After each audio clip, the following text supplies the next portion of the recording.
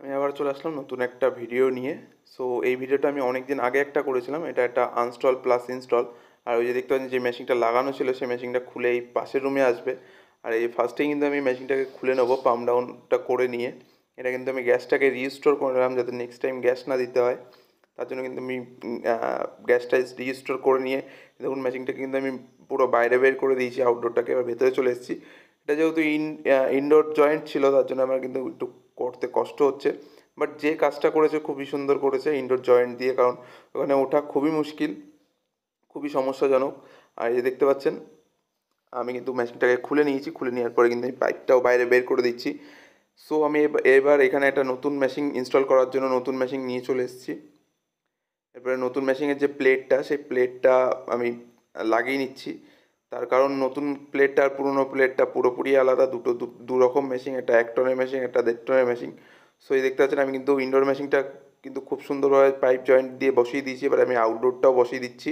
দেখুন আউটডোরও বসিয়ে দিয়েছি, আমি পাইপ লাইনটাও আপনাদের দেখিয়ে দিয়েছি। দেখুন পাইপ লাইনটা আমি খুব যতটা পেরেছি ভালো করার চেষ্টা করেছি। আর উপরে র্যাপিং করা হয়নি, আমি উপরে উঠবো, উঠে তারপরে র্যাপিং করবো।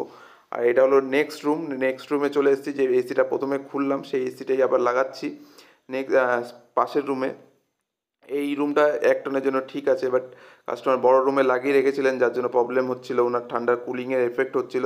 আর এই দেখতে পাচ্ছেন আমি কিন্তু পুরোনো পাইপ নতুন পাইপের সাথে জয়েন্ট করে দিয়েছি, যেহেতু ওইখানে একটু পাইপ এক্সট্রা ছিল যার জন্য কিন্তু আমি পাইপ জয়েন্ট করে দিলাম।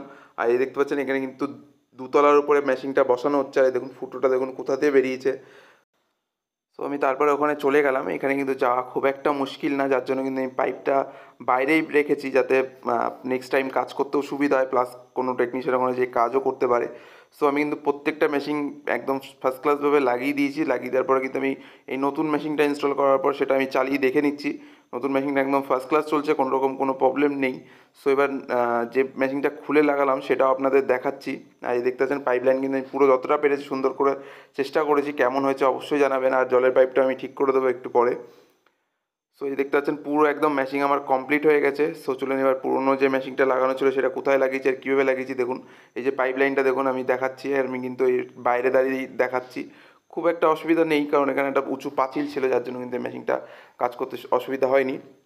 আর এই দেখতে পাচ্ছেন এর কিন্তু প্লাগ পয়েন্ট এখনও করেনি কাস্টমার, যার জন্য কিন্তু এই মেশিনটা চালিয়ে আমি দেখতে পারলাম না, অথবা কাস্টমারকেও দেখাতে পারলাম না। সো কাস্টমারকে আমি বলে দিয়েছি আপনি চালিয়ে আমাকে জানিয়ে দেবেন। সো কাস্টমার বলেছে একদম ফার্স্ট ক্লাস চলছে, কোনো রকম কোনো প্রবলেম নেই। Thank you for